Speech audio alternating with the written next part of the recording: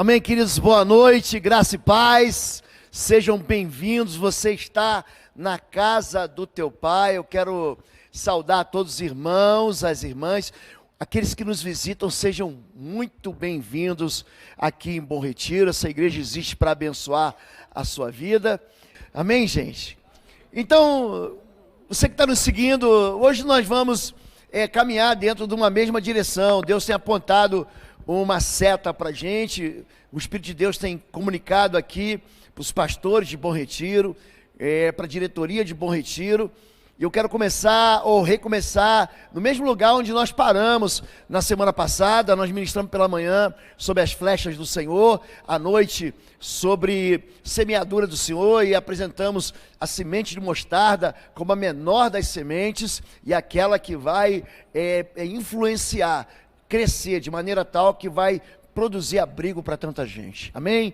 Mas hoje eu quero começar falando sobre sacerdócio e discipulado, e eu quero trazer para vocês um texto que é um pouco mais longo que o usual, que está lá em Marcos capítulo 6, diz assim a palavra do Senhor em Marcos de número 6, a partir do verso 31, havia muita gente indo e vindo, a ponto de eles não terem tempo para comer. Os discípulos de Jesus não tinham tempo para comer.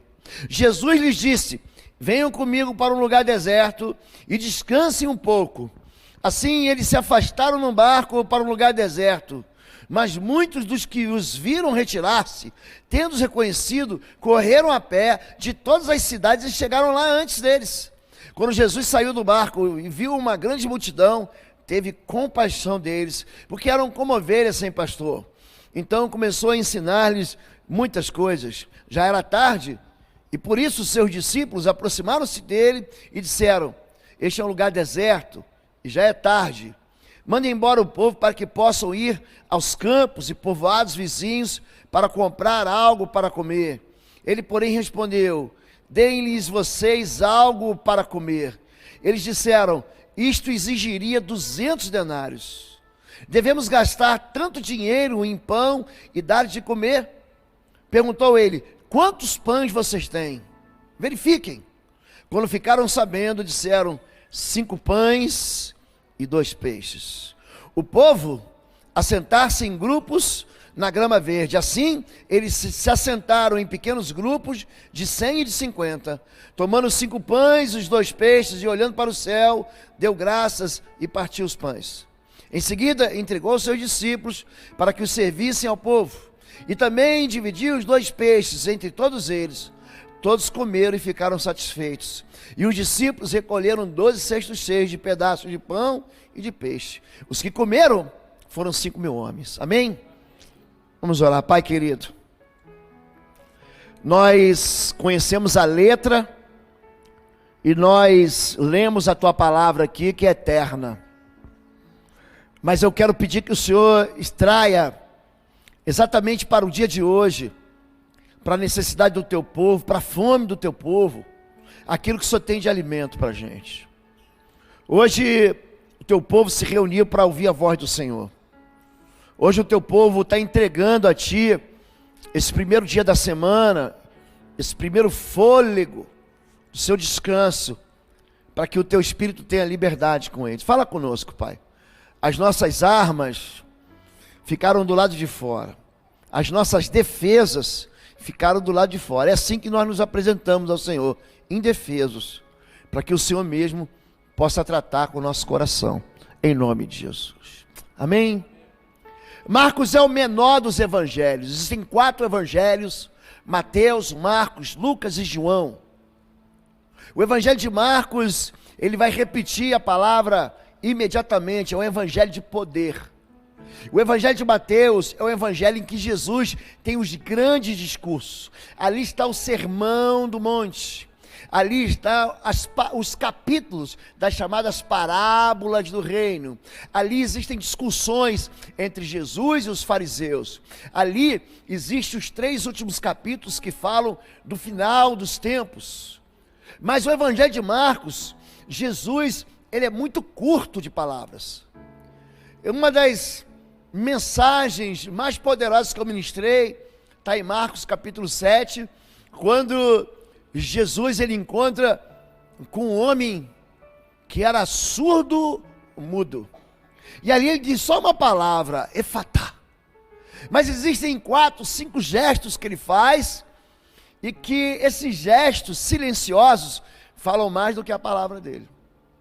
O Evangelho de Marcos, ele foi entregue por um homem chamado João Marcos. Se você não sabe quem escreveu, João Marcos, ele foi companheiro, ele é sobrinho de Barnabé, e ele foi companheiro do apóstolo Paulo na primeira viagem missionária.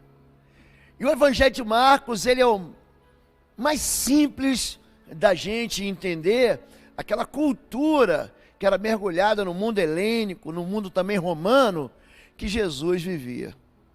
E aqui há algo que vai acontecer, que chama a atenção de todo mundo, que é a primeira multiplicação dos pães. É o único milagre, único, que está mostrado, apresentado em todos os evangelhos. Mateus, Marcos, Lucas e João, os 4 evangelhos tratam da multiplicação de 5 pães e 2 peixes. Esse evangelho, ele tem um objetivo. O evangelho era escrito para quem? Para quem tinha que conhecer a história de Jesus Cristo. O evangelho de Marcos, ele vai dizer que Jesus é maior do que Moisés. João 6 declarou Jesus, digo a verdade, não foi Moisés quem deu a vocês o pão do céu, mas é meu Pai quem dá a vocês o verdadeiro pão do céu. Pois o pão de Deus é aquele que desceu do céu e dá vida ao mundo. Disseram eles, Senhor, dá-nos sempre desse pão. Então Jesus declarou, eu sou o pão da vida. Aquele que vem a mim nunca terá fome, aquele que crê em mim nunca terá sede. O povo de Israel caminha no deserto e é alimentado 40 anos por um maná, pelo pão que caiu do céu. E o povo achava que Moisés era o responsável, e Jesus está consertando esse pensamento. Olha, quem deu o pão para vocês não foi Moisés, quem deu o pão para vocês foi meu Pai que está no céu. Em João 8, todo mundo conhece essa passagem, porque está dentro do contexto da resposta de Jesus à tentação. Ele vai dizer, nem só de pão vive o homem, mas de toda a palavra que sai da boca de Deus. E aqui Jesus vai dizer, eu sou o pão da vida. Aquele que vem a mim não vai ter fome, aquele que crê em mim nunca vai ter sede. Então ele está dizendo, eu sou maior do que Moisés. Ele vai dizer, eu sou maior do que Eliseu. Eu não sou maior do que a lei. Aqui eu sou maior do que a própria palavra profética. Eliseu, ele recebe a porção dobrada de Elias. E aqui em 2 Reis 4:42, Eliseu também multiplica pão. Ele vai pegar 20 pães e vai servir a 100 homens. A primeira multiplicação de pães acontece então dentro do ministério de Eliseu. Então Jesus, ele está comunicando àqueles judeus que a voz dele, que a maneira como ele veio como filho de Deus para multiplicar sobre a face da terra. Agora, qual é o quadro que nós encontramos ali? Eles saíram e pregaram ao povo que se arrependesse, expulsavam muitos demônios, ungiam muitos doentes, com óleo os curavam. Esse era o quadro adoecido do povo de Israel, um povo cativo. Eles não estão saindo para fora do ambiente daquele povo de Deus, eles estão dentro do povo de Deus, e dentro do povo de Deus estão pessoas encarceradas, estão pessoas enfermas, e os discípulos estão se defrontando com aquele quadro, quando Jesus diz para que eles vão, para que eles elevem, anunciem o reino. No capítulo 16, a partir do verso 14 de Marcos, Jesus diz, ide, anunciem, é chegado o reino dos céus. E ele diz, aquele que crê e for batizado, será salvo, mas quem não crê, já está condenado. Expulsem demônios, purifiquem leprosos, curem os enfermos, imponham as mãos sobre os enfermos e os curem. Essa é a situação que a gente encontra dentro da vida apostólica, dentro do sacerdócio daqueles discípulos. Muita gente necessitada. E por que eu estou pregando essa mensagem hoje? Por algo que aconteceu na quinta-feira passada. Quinta-feira passada, nós estávamos um dia sobrecarregados, e eu tinha tido à tarde uma reunião sobre capelania, porque é um próximo ministério que nós vamos levantar dentro da igreja. Chamamos o nosso pastor Erickson, que hoje é uma espécie de conselheiro de capelania para todos aqui em Curitiba. Convidei um instituto e alguns homens que conhecem a respeito desse ministério. A gente quer levantar algumas capelanias, a capelania estudantil, capelania de esportes, capelania, enfim, prisional, carcerária, por causa da necessidade que as pessoas têm. E o braço da igreja precisa se estender para alcançar essas pessoas. Depois disso, eu ainda tinha 2 atendimentos, e depois disso havia uma competição. O meu coração, cada um querendo arrancar um pedaço de mim. O irmão falou assim: pastor, vem ver a vitória que Deus me deu, vem ver aqui o presente que Deus me deu. Ele queria mostrar para mim, e eu me alegrei com ele. E tinha um outro irmão que falou assim: pastor, vem com a gente. Aí alguns homens da igreja estão reunidos, vamos comer uma codorna. Eu falei: só se me partir no meio. Eu já estava cansado, eu já estava esgotado, eu estava exausto. E aí eu vi que a secretária da igreja estava atendendo o telefone, eu vi que ela estava com dificuldade, alguém pedindo socorro. Eu falei: deixa que eu atendo. Aí eu atendi, do lado de lá tinha alguém me pedindo socorro. Pastor, eu queria que você viesse aqui no bairro tal. E eu falei para ele: eu não posso ir, eu não consigo ir. E eu vi no coração daquele homem uma agonia, uma necessidade, um clamor. É isso que está acontecendo aqui. Os discípulos, eles estão expulsando muitos demônios, eles estão curando muitos enfermos. Tem muita gente com a alma doente, tem muita gente com a vida ferida. Você pensa que a alma não fica doente? Fica doente. Salmo 42, verso 11, o salmista vai dizer: por que te perturbas? Por que você está doente? Ele olha para a alma dele e fala: por que você se perturba dentro de mim? Então existe uma maneira muito própria da vida castigar a gente e deixar a gente com sentimentos feridos e machucados. E aquele homem estava desesperado, e eu com 2 atendimentos, os meus pastores atendendo. Um dos pastores da igreja já tinha atendido aquela vida pela manhã. E aí eu perguntei para Deus: como que nós vamos fazer para cuidar de tanta gente? Os discípulos aqui, eles são separados. Eu acho muito interessante, porque o trabalho é multiplicado em número cada vez maior. Homens e mulheres criam no Senhor e lhes eram acrescentados, de modo que o povo também levava os doentes às ruas e os colocava em camas e macas, para que pelo menos a sombra de Pedro se projetasse sobre alguns enquanto ele passava. Afluíam também multidões das cidades próximas a Jerusalém, trazendo seus doentes e os que eram atormentados por espíritos imundos, e todos eram curados. A igreja se levanta. Você vai ver o que vai acontecer em Atos 6, aqui o livro de Atos é o livro da história da igreja. Jesus, ele dá autoridade. Em Lucas capítulo 10, verso 17, aqueles primeiros discípulos voltam alegres, dizendo: Senhor, em teu nome até os demônios se submetem. E ele fala: eu vos dei autoridade para pisar serpentes, escorpiões, todo o poder do mal, e nenhum dano vos fará.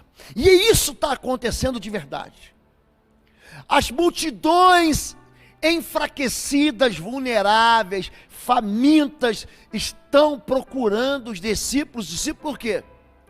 É interessante, quando a igreja é pequena, nós morávamos no interior de São Paulo, e a nossa igreja devia ter uns 150 membros, era conhecida como uma igreja de porte médio na cidade. Não havia nenhuma igreja na cidade com mais de 500, 600 membros, não havia. Hoje que a gente está aqui num grande centro, e naquele tempo, você lembra, o pastor ia para a porta, às vezes eu vou para a porta e quero cumprimentar vocês. E no projeto do próximo templo, vai ter 2, 3, 4 portas, aí é que eu quero ver como é que vai ser. Aí eu quero saber o nome da ovelha. Eu estou te vendo todo domingo e não sei teu nome. Eu não sei quem é você. Eu estou alimentando você com esperança. Eu estou entregando para você uma palavra que desafia você a viver uma vida para a glória de Deus.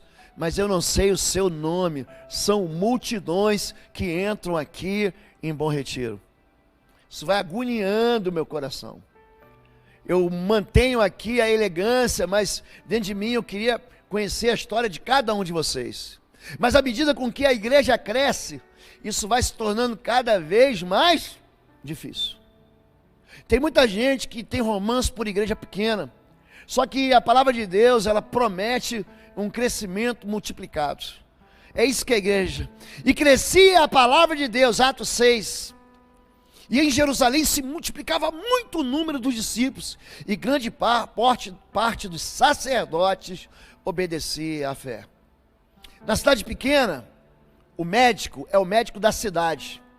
Você tem aquele clínico que você fala, vai no doutor fulano. Nós tínhamos um dentista da família. Eu lembro do nome dele, doutor Odilon Rocha. Era o dentista da minha família. Então nós morávamos no bairro do Rio de Janeiro, e ali todo mundo conhecia a clínica do doutor Rocha.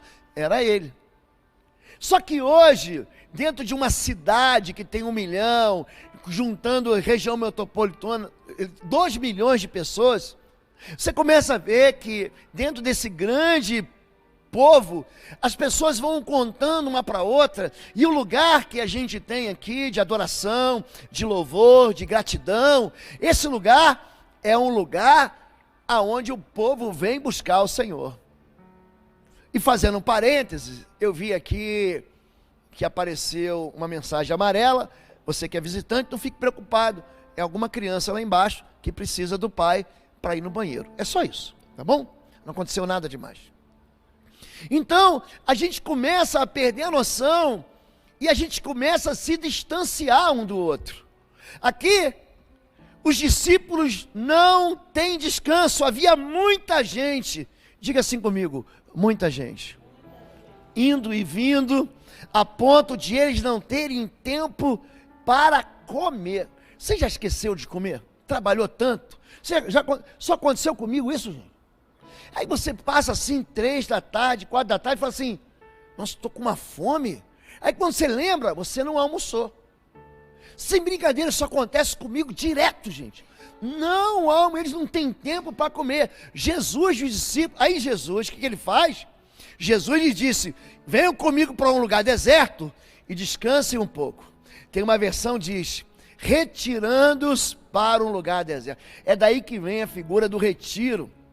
Algumas vezes no período das festas, dos feriados, do feriado do carnaval, do feriado da semana dita santa, enfim, Jesus então quer retirar eles, coloca ele no barco, ele sai pelo mar da Galileia, ele sai de um porto de Cafarnaum, e ele vai navegando, só que o mar da Galileia na verdade é um grande lago.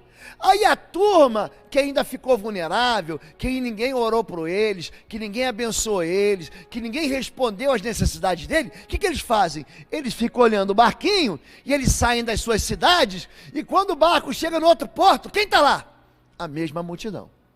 E aí Jesus aqui fica numa encruzilhada, ele tem que tomar uma decisão, ou ele faz descansar os seus discípulos, que ele cuidava de 12, Jesus vai olhar para a multidão e vai falar, eu tenho uma decisão a tomar. Ou eu deixo eles descansarem, porque eles estão exaustos, ou então eu deixo a multidão vivendo a necessidade que elas têm. Então ele teve compaixão. Ele vendo, ele diz assim, são como ovelhas que não têm pastor. Eu acho tão interessante, porque Jesus, ele não se posiciona como pastor delas. Apesar de Jesus ser o supremo pastor, ele tem 12 que ele pastoreia. Mas aquela multidão não tem como ser pastoreada. Porque elas têm necessidades que você não consegue resolver no discurso. Jesus faz discursos? Faz. Mas aquelas pessoas precisam resolver situações. Elas têm questões, elas têm perguntas, elas têm dúvidas. Semana passada, terça-feira, a gente sempre começa orando de manhã cedo, e passa aqui, almoça com os pastores aqui, eu faço um retiro com eles. Aí eu fui atender uma irmã que é a bênção da nossa intercessão. Gente, comecei a ter uma febre. Eu não tenho nada disso. Graças a Deus, Deus me deu saúde. Gente, aí eu lembrei que no dia anterior, eu fui lá para tomar vacina. E o que acontece com quem não tem tempo? Você vai lá, falei, quais as vacinas que eu estou devendo? Não, você está devendo hepatite, dupla gripe, como é que é? A quarta dose não sei do que, a 20ª dose, eu falei, dá tudo. Aí dá aqui, dá na perna, dá não sei aonde. Eu falei, pronto, está resolvido. Aí qual foi o resultado disso? O resultado disso é que no dia seguinte, de repente, né, aquele vírus, aquela vacina entra e ele é enxergado pelo corpo como um elemento estranho, o corpo reage da febre. Eu tive que abandonar o atendimento da terça-feira para ir para casa, porque eu estava com tremelique. Pastor Samuel conversando comigo, né, e eu tremendo, falou, o que você tem, pastor? Eu falei, você está arrepiado aí? Mas eu estava era com febre. As pessoas precisam disso, de serem cuidadas de perto. Não dá para cuidar de ninguém à distância. Eu sei que a pandemia, ela alcançou muita gente pela internet, e a gente continua alcançando. Nós temos membros da nossa igreja que são membros à distância. Mas existem questões, existem perguntas, existem situações, existem dores, existem alegrias que elas querem dizer para mim, pastor, eu tenho uma alegria para te contar. Você precisa compartilhar com o senhor, pastor, alegria. Olha a minha nova empresa, olha o meu novo. Lembra que a gente orou para a gente pedir demissão daquele emprego, que ia começar um negócio novo? Eu estou esperando o irmão falar assim. Deus deu resposta. Mas o que acontece? Há muita gente, há muitas pessoas, e não há como aqueles 12 discípulos que fazem sinais e maravilhas, cuidarem de todo mundo o tempo todo, porque se a gente deixa o gabinete aberto aqui, até as 22, até a meia-noite, e a noite inteira, você vai ter gente o tempo todo buscando socorro. Eu tenho que falar para os pastores assim, ó, chega, para. Tem pastor aqui que se eu não der uma chamada, eu não dou bronca, mas eu digo assim, você não vai atender. Se eu não falar com ele, ele vai ficar atendendo aqui. E a gente se cansa, de fazer aquilo que a gente ama. Sabia disso? Eu vou dar um exemplo aqui. Tem um irmão aqui que é fominha. Fominha. Ele é o dono da bola, ele é o dono do campo, ele é o gerente do ministério, ele é o dono do time de camisa, ele fica perturbando todo mundo. Sai a lista do futebol. Tem futebol na segunda, tem futebol na quinta, tem futebol na terceira de sábado. Pensa o sujeito fominha. Ele está no primeiro time, ele escolhe os times, logicamente que os craques ficam com ele dá de lambuja, né? Sabe como é que é para o ímpar? Tira o Messi, o Neymar, e você sabe. Aí sempre, quem está do lado dele é o Gabigol, do Pedro, né? Você pega os outros e joga para o outro lado. Ele é fominha. E quando alguém machuca, ele fala, pera aí que eu estou na reserva. O time dele perdeu. Aí ele sai.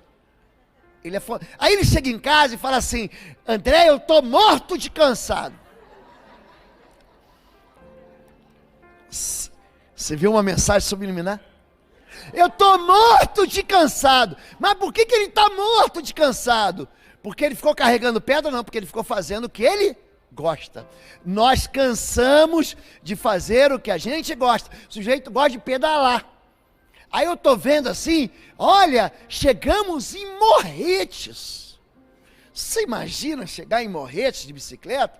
Eu não tenho condição. Minha mãe fala assim, não, é um bike tranquilo, suave. Gente, aquele morro, o nome da cidade é Morretes. Você imagina as subidinhas que ele tem? Aí no domingo vai assim, não pastor, estou cansado, panturrilha inchada, ácido lático andando no corpo, fazendo a gente doer. Porque a gente se cansa de fazer o que a gente ama. E os discípulos têm uma vocação sacerdotal para fazer o que eles amam. O que eles gostam de fazer? De cuidar de gente. Agora eles gostam tanto de cuidar de gente, que eles se esqueceram de almoçar, eles se esqueceram de comer, eles se esqueceram da família, eles se esqueceram de descansar, e o descanso é uma bênção. Você sabia disso? Que o descanso vem de Deus? Vem de Deus. Aí Jesus precisa chamar e falar assim, ó, para, pendura a chuteira, o campeonato acabou para você, volta na semana que vem, vamos retirar você. É isso que ele está falando. Existe algo chamado descanso, mas a igreja cresce sem parar, por quê? Porque existe um destino, existe um propósito, existe uma bênção de multiplicação. Naquela ocasião, aí aqui é Moisés, eu lhes disse, não posso levá-lo sozinho, o Senhor, o seu Deus, os fez multiplicar, eu gosto dessa passagem, de tal modo, que hoje vocês são tão numerosos quanto as estrelas do céu. É uma passagem que o sogro, você vê que todo sogro na Bíblia é gente boa, todos eles. E ele diz assim, mas como poderei levar sozinho os seus problemas, as suas cargas e as suas disputas? Escolham homens sábios, criteriosos, experientes, de cada uma de suas tribos, e eu os colocarei como chefe de vocês. Jesus, ele vai pegar o mesmo princípio de Jetro aqui, em Deuteronômio capítulo 1. Que é o princípio? Pequenos grupos. Jesus tem um problema. Os discípulos, eles trazem para Jesus um problema. Qual era o problema? O problema é que a multidão estava faminta. Oi, gente, um rápido intervalo. Você que ainda não é membro, seja membro do canal para nos abençoar. Dá um like, compartilha. E se você quer crescer em libertação e batalha espiritual, vai lá na nossa loja www.institutoexodo.com. Os nossos livros estão lá que vão fazer você crescer nessa área e se tornar um valente na batalha. Deus te abençoe. Lembra que a gente combinou de descansar? Lembra que a gente combinou de ir para um retiro? Eu espero poder ano que vem, fazer um retiro com os pastores. Porque a gente é engolido semana após semana por uma rotina. E aqui vem um problema maior. Qual é o problema maior? Uma multidão o seguia, porque viu os sinais que operavam. Então Jesus, levantando os olhos, vendo que uma grande multidão vinha ter com ele, disse a Filipe, onde compraremos pão para comer? Eu tenho um problema aqui. Como é que eu vou alimentar todo mundo? Mas Deus já tinha a solução.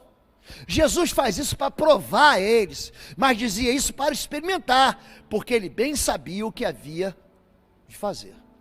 Havia já uma solução nessa equação. Jesus pega Filipe, bota Filipe na parede e fala, e agora, Filipe? O que eu vou fazer? Você já fez isso com seu filho? Quando ele é pequenininho, que ele fala, e agora? Você sabe o que vai fazer. Você sabe como vai resolver. Ele não sabe resolver problema. Ele não sabe cálculo, mas você sabe. E aí, os cálculos de Filipe são cálculos ineficientes. Ele vai dizer, respondendo 200 dinheiros, 200 reais, 200 dólares, 200 euros, 200 pesos, de pão não lhes bastarão para que cada um deles tome um pouco. Agora ele se esquece que para Deus tudo é possível. A impossibilidade, quando cai na mão do Senhor, se torna facilidade. Porque aquilo que é impossível aos homens é possível a Deus. Marcos 10, Jesus fala para isso, ó, é mais fácil um cabelo passar num buraco de uma agulha do que um homem que confia nas riquezas entrar no reino de Deus. Não é um homem rico, é um homem que coloca a sua esperança na riqueza, é outra coisa. Você pode ser milionário, bilionário, trilionário, você pode ser o Elon Musk, você pode ser o CEO do Facebook, o CEO, acho que da Google e Facebook é a mesma coisa. Eu já estou até perdido, mas você pode ser. O problema é você achar que você vai para o céu porque você tem dinheiro. Aí você está enrascado. E aí os discípulos falam assim, então quem pode salvar? Isso é impossível aos homens, mas para Deus tudo é possível. Tudo é possível. Então vem a receita daquilo que é impossível. Um de seus discípulos, André, irmão de Simão Pedro, disse-lhe, está aqui um menino que tem 5 pães de cevada e 2 peixinhos. Mas que é isso para tantos? É como se você dissesse para Deus, Deus, eu tenho um pouco, mas é tão pouco. Para que serve isso? É uma multidão de 5.000 pessoas. E aí acontece algo aqui. Uma solução que vem do céu.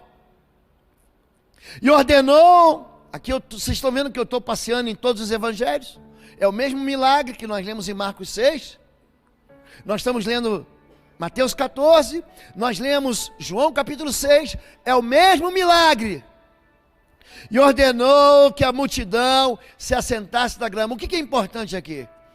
É que a mesma solução, Deus fala 4 vezes. Marcos, Mateus, Lucas e João. Mandou que a multidão se assentasse na grama, tendo tomado 5 pães e 2 peixes, e olhando para o céu, ele não ora de olho fechado. Quem ora de olho fechado é a igreja. Jesus olha para o céu, ele toma o pão, deu graças, partiu o pão, em seguida, deu aos discípulos e estes à multidão. Todos comeram e ficaram satisfeitos. E os discípulos recolheram 12 cestos cheios de pedaços que sobraram. Qual é a solução? É a mesma solução que Deus havia dado pela boca de Jetro para Moisés. Divide em pequenos grupos, ou multiplica em pequenos grupos. Você tem lá, porque até o milagre, você fica imaginando, gente, até o milagre sem organização, ia ser o caos. Você imagina 5.000 pessoas avançando para pegar o pão. Eu estou querendo dizer para você que existe uma resposta do céu, uma mensagem do céu, quando a gente começa a crescer, quando a igreja começa a crescer, quando a gente começa a ter respostas do céu, quando você fala assim, aqui é a igreja que eu quero que a minha família seja abençoada. Aliás, no próximo domingo, nós temos ceia do Senhor. Não deixe seu esposo de fora, não deixe sua esposa de fora, não deixe seus filhos de fora, seus pais. Venha celebrar a ceia do Senhor. Existe uma chance aqui de Deus falar com todo mundo, de Deus unir a igreja, de Deus agregar de novo, de Deus sarar os feridos. Esse é o momento em que ninguém deve negar o pão, ninguém deve negar o cálice para quem está perto da gente. Essa resposta de Deus faz com que o povo se assente em pequenos grupos. Então Jesus lhes ordenou que todos se assentassem em, diga, pequenos grupos. É aquilo que nós hoje temos chamados aqui de células. O que é célula, gente? É um pequeno grupo no qual existe um líder de célula que vai pastorear, que vai alimentar você. Quando a família é grande demais, que você bota aquela comida na mesa, e você vai cuidar daquele que é pequenininho, que não sabe se alimentar, você não percebe quem foi que comeu mais e quem foi que comeu menos.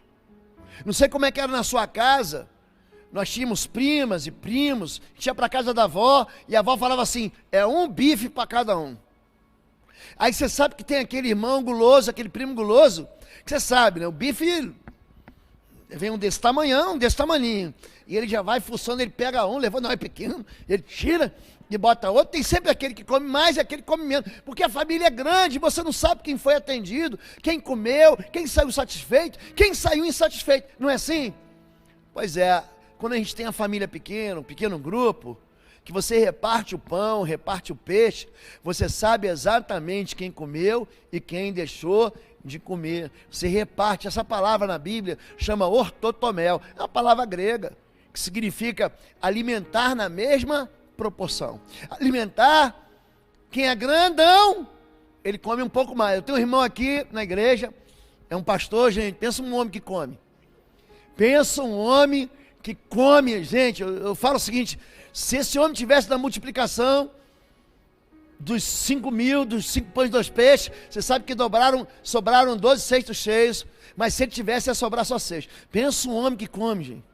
Eu digo assim, se ele tivesse lá no Éden, quando a serpente apareceu, não ia ter pecado, porque ele ia comer a serpente. Pensa um homem faminto assim. Gente, estou brincando não, gente. Você sabe quem é, de vez em quando ele vai nas celas, você vai sair, não é pastor, sou o pastor, que o pastor denunciou lá, que um pastor revelou. É aquele pastor que tem um devorador dentro dele, né? É aquele pastor que, é isso. Mas aqui, ele está dizendo assim, ele está ordenando, separe em pequenos grupos, porque essa resposta E Deus, ele levanta então o pastor de rebanho, Jesus pegando 5 pães, eu voltei para Marcos 6, e 2 peixes, ergando os olhos para o céu, os abençoou. Depois partiu e deu aos seus discípulos para que os distribuísse, e também repartiu os 2 peixes. Presta atenção. Os pastores, e nós somos aqui 8 pastores, alguns pastores são pastores inclusive voluntários, nem remunerados eles não são, a gente não consegue comer, a gente não consegue cuidar de todo mundo. É isso que eu quero dizer. Tem muita gente que fala assim: pastor, eu quero que o senhor me atenda, eu quero que o pastor João me atenda, eu quero que o pastor Igor me atenda, eu quero que o pastor Marcos me atenda. Então, como é que nós organizamos a igreja? Todos os dias, de segunda a sexta, todos os dias tem pastores de plantão aqui, além das agendas marcadas. Então, eu quero um atendimento, é emergência, você vai cair aonde? Naquele pastor que está de plantão naquele dia. Todo dia tem. Agora, se não é emergência, não, eu quero pastor A, B, C, você vai obedecer o quê? Você vai obedecer aquela ordem de chegada. Mas é emergência? Não, todos os pastores são capacitados para te dar de comer, para te alimentar, para te entregar pão. E é isso que Jesus faz. Aquilo que ele tem, ele distribui aos 12, ele nem fala com a multidão. Eles são ovelhas sem pastor. Aí o que ele faz? Esse modelo celular, esse modelo de pequeno grupo, gente, é um modelo que ninguém fica de fora. Jesus entrega aos discípulos, e os discípulos vão entregando a multidão. Como? A multidão está separada em grupos de 50 e em grupos de 100, porque eram 5.000 pessoas. Então eu vejo a agonia daquele irmão que precisa e que ligou e falou: eu preciso agora, e eu preciso que você venha. Eu tinha que me repartir, não em 2 não, é em 3. E aí eu digo assim: eu estou enviando agora um pastor que vai cuidar de você. Não, eu já fui aí, eu quero é você. Não tem jeito, não há como resolver. Aí qual é a solução do céu para isso?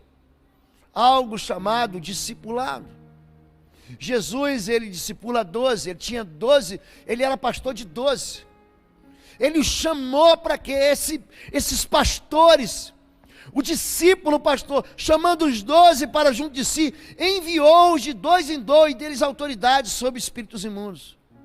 Jesus chama 12, os 12 chamam mais 12, se tornam, na verdade deveriam ser 144, mas se tornam 72 no segundo ano. No terceiro ano, quando Jesus, ele sobe aos céus, ele é crucificado, ele é sepultado, ele ressuscita ao terceiro dia, ele sobe ao céu, e aí depois o que vem? Vem o Espírito de Deus sobre os discípulos. Ali estavam quanto no cenáculo? 120. A multiplicação, ela acontece quando uma célula se multiplica. Você já foi uma célula, querido. Aí vira 2, vira 4, vira 16, e aí se tornou em quem você é. Hoje você é o que é por causa das células que se multiplicaram em você. E o reino de Deus é exatamente assim. E aí qual é o nosso apelo? O nosso apelo é: você não pode ficar de fora. Porque esse modelo é um modelo que fala sobre mais. Esse modelo, todos comem, todos se fartam, e ainda sobra 12 cestos cheios de pedaços de pão e peixe. Os que comem, você lembra que a gente falou antigamente uma igreja que tinha 1.000 pessoas, era uma mega igreja? Você lembra disso, gente? E hoje, gente? Hoje, dentro dos centros urbanos que tem milhões de pessoas, tem um monte de gente com fome aí, tem um monte de gente precisando de cuidado.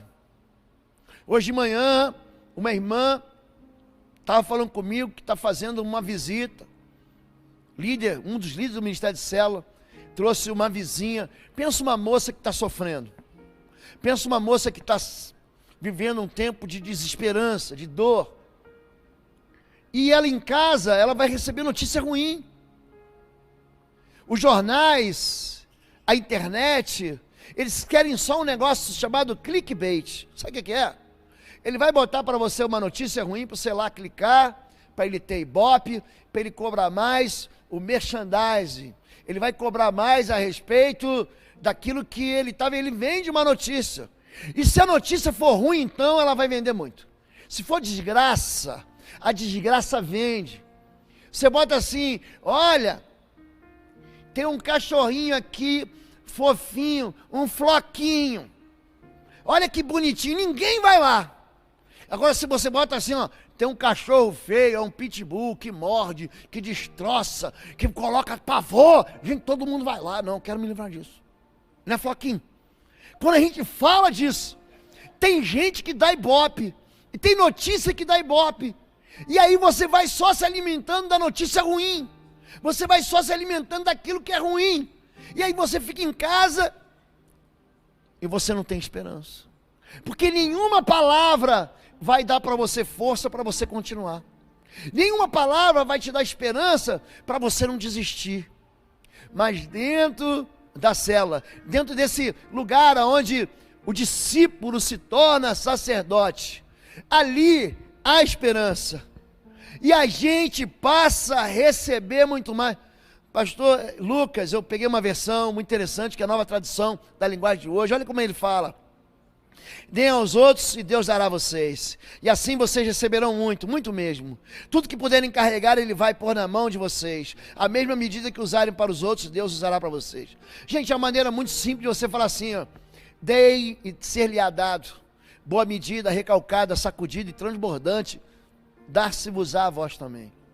Existe uma resposta de Deus para que a igreja fique sempre com mais. Existe, gente, uma dúvida.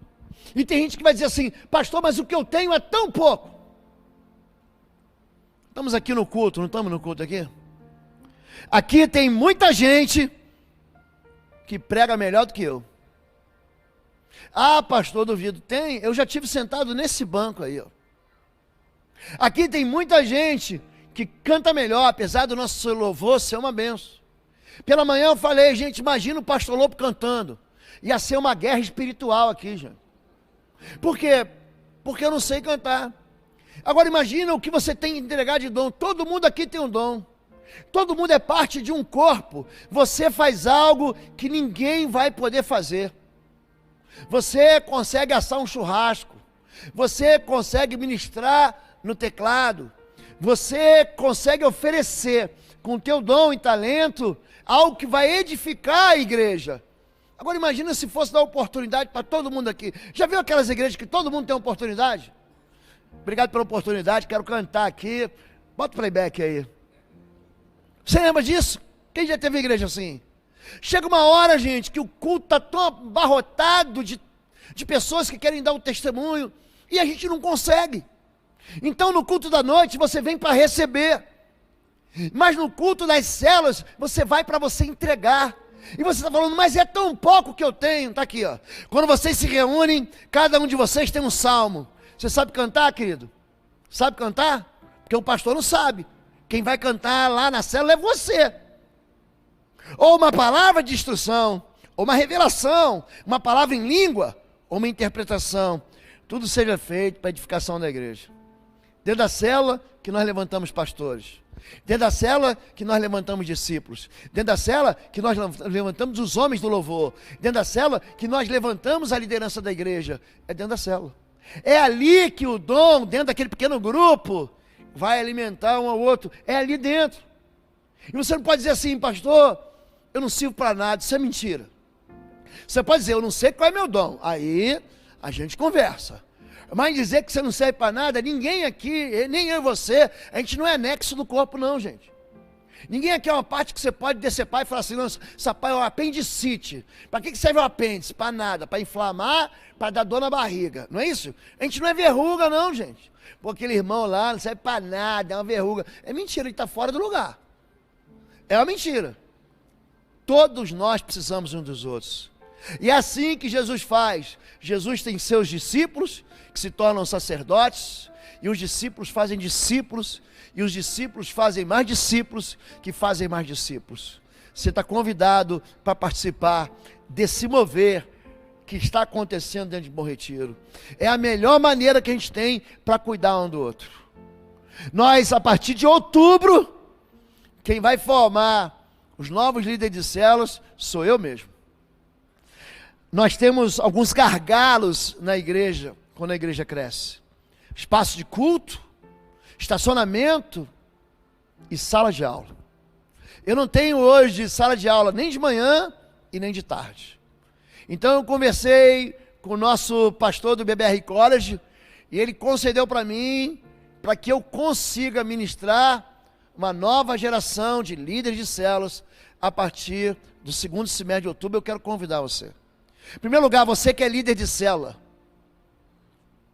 a formação de outros líderes é intencional.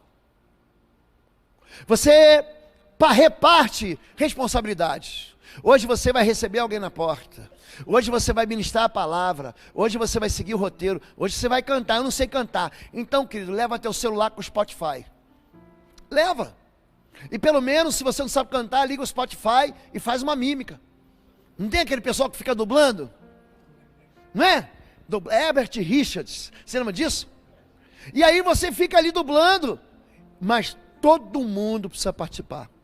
Pastor, estou chegando na igreja agora. Eu sou obrigado a estar numa célula? Não, querido, não é nada disso. A igreja aqui não obriga ninguém a nada. Você quer ir para a escola bíblica, você vai. Você quer ir para a BBR College, você vai. Você participa do que você quiser. A igreja te oferece o quê? Te oferece respostas através, nós somos agora 56 ministérios. Então existe resposta para todo mundo que quer ser servido e para todo mundo que quer servir. As células que vão se multiplicar vão oferecer o quê? Um lugar de aconchego. E nós vamos seguir esse modelo bíblico que Deus está dizendo, ó, se assente em pequenos grupos. Reparta o que você tem, aquilo que você está recebendo dos discípulos, está recebendo dos sacerdotes, está recebendo dos pastores, você entrega também aquele mesmo pão que você está recebendo, você entrega para um, que vai entregar para o outro, que vai entregar para o outro, e no final, ninguém vai ficar com fome, todo mundo vai ser farto, e aí a gente ainda vai recolher 12,6,6, amém, gente? Vamos ficar em pé em nome de Jesus. Aqui eu estou estancando, aqui novamente nós vamos ministrar sobre isso em algum momento, mas essa está sendo assim, pelo menos por hora, o último apelo que eu estou fazendo, para que você abra a sua casa. Hoje pela manhã, eu ministrei sobre a casa de um homem chamado Obed-Edom, que traz a presença de Deus para dentro da sua casa. Querido, você pode falar assim, pastor, estou chegando agora, nem sei como é que é esse negócio de célula, mas eu quero abrir uma célula na minha casa, eu quero que meus filhos sejam influenciados pela palavra de Deus. Eu quero trazer um momento de oração para dentro da minha casa. Eu quero trazer o poder de Deus para dentro da minha casa. Você pode fazer isso. Pastor, eu estou pronto, já estou no evangelho há 5, 10, tantos anos, sei lá quantos anos, 1 ano, 6 meses. Tem gente que dispara como um foguete, tem gente que fica ali 10 anos, 5 anos, e ainda está perdido dentro da igreja. Querido, seja um voluntário, diga assim, eu quero cuidar de alguém, eu quero abençoar a vida de alguém, eu quero distribuir o pão que eu tenho recebido. Olha para mim aqui, você tem recebido muito mais aqui na igreja, muito mais, do que os discípulos, daqueles discípulos receberam a vida inteira. Hoje nós já temos acesso à palavra de Deus, à instrução, de uma maneira muito clara, muito clara. Ninguém sai daqui assim, mal resolvido. Você pode não ter temor do Senhor, aí é outra coisa. Ah, pastor, eu venho na igreja, mas não tenho temor do Senhor. Aí você vai resolver isso com Deus. Mas ninguém vai dizer assim, eu não tenho instrução, eu não tenho conhecimento, eu não sabia. Pega isso que você tem, pega esse pão que você recebe, querido, e reparte um com o outro, amém? Feche teus olhos em nome de Jesus, vamos orar. Mas antes de orar, quero fazer um desafio para você. Se você quer fazer parte desse mover, estou perguntando se você tem tempo. Tempo a gente nunca vai ter tempo. Ninguém aqui, eu tenho tempo de sobra. Duvido. Agora, se você quer participar do mover de célula, seja participando da célula, seja liderando uma célula, abrindo a sua casa, só levante sua mão e diga assim, eu quero, só isso. Deus abençoe vocês. Você está fora de célula, você que está fora da igreja, você chegou aqui hoje, está afastado, desviado, enfraquecido, está fora de igreja, fala, pastor, eu preciso de uma igreja que me abençoe, que me alimente. Eu estou que nem aquele povo que andou pelos valados, que seguia atrás buscando a bênção de igreja em igreja. Se você quer um lugar para você ser alimentado, acolhido, cuidado, protegido, pastoreado, levante sua mão, diga eu quero. Deus abençoe. Se você não tem igreja, se você está fora da igreja, no final do culto, você tem que procurar o pastor Paulo. Você tem que buscar o pastor Paulo e dizer: pastor, eu quero ser batizado, eu preciso fazer parte desse mover do Senhor, eu quero fazer parte da igreja. Se você é visitante hoje, a pessoa que te trouxe nessa igreja te ama. Se você é visitante e você recebeu um convite de alguém, essa pessoa te ama e ela vai te levar para perto do Senhor, não é para perto do pecado. Mas se você entrou nessa igreja, ninguém te convidou, falou assim: eu vou entrar nessa igreja hoje. Foi Deus que te trouxe e aqui você deve ficar, amém? Feche seus olhos e vamos orar. Bota a mão no seu coração. Pai querido, as multidões se espremem, Senhor, famintas, perseguem os discípulos. Muitos discípulos no sacerdócio, no pastorado, ficam cansados, enquanto outros, Pai, que tem tanto para dar, que receberam tanto do Senhor, precisam também repartir esse pão. Eu quero desafiar a tua igreja agora. Há uma igreja que multiplica pão, há uma igreja que multiplica peixe, há uma igreja que responde às necessidades daqueles que são pequeninos, daqueles que estão vivendo momentos de vulnerabilidade. Pai, não deixa a gente ficar conformado vendo as multidões, não deixa a gente ficar insensível à necessidade das pessoas. São vizinhos, é gente muito mais perto, é filho, é irmão, é pai, é mãe, é esposo, é cônjuge, que precisa de se alimentar, Pai. É um povo que tem buscado esperança para aquele buraco da alma. É gente que dentro dele, Pai, tem um vazio e que precisa ser preenchido por aquele que é o pão da vida, que é o teu Filho Jesus. São pessoas, Pai, que precisam de um encontro com o Senhor, pessoas que tiveram um choque com uma realidade violenta, mas que hoje precisam ser tratados, precisam ser curados, precisam ser abençoados, pessoas que precisam viver, Senhor Deus, e têm sido conduzidos por um caminho de morte.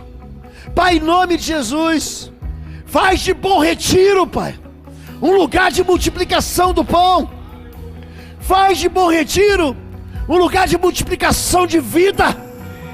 Faz dos teus filhos, das tuas filhas, Pai, em cada casa, em cada lar, uma igreja, um sacerdócio, um discípulo, um pastor, uma pastora, para que todo o teu povo, para que essas multidões que têm sido arrastadas, que têm buscado cura, Pai, encontrem remédio para as suas almas. Eu abençoo o teu povo, eu abençoo o Bom Retiro, eu abençoo a liderança de Bom Retiro, eu abençoo o pastorado de Bom Retiro, eu abençoo cada líder de célula, cada líder de ministério, cada homem e mulher que tem contribuído para a comunhão do teu povo, em nome de Jesus, amém, amém e amém. Deus abençoe a sua vida. Vamos cantar, vamos louvar ao Senhor. Pastora Fabíola tem um recado e vai nos despedir aqui em nome de Jesus. Amém? Ergam suas mãos. Que o amor de Deus, nosso Pai, a graça do nosso Senhor e Salvador Jesus Cristo e as consolações do Espírito Santo de Deus seja sobre a sua vida, seja sobre a sua casa. Vai na paz. Deus abençoe. Uma excelente semana.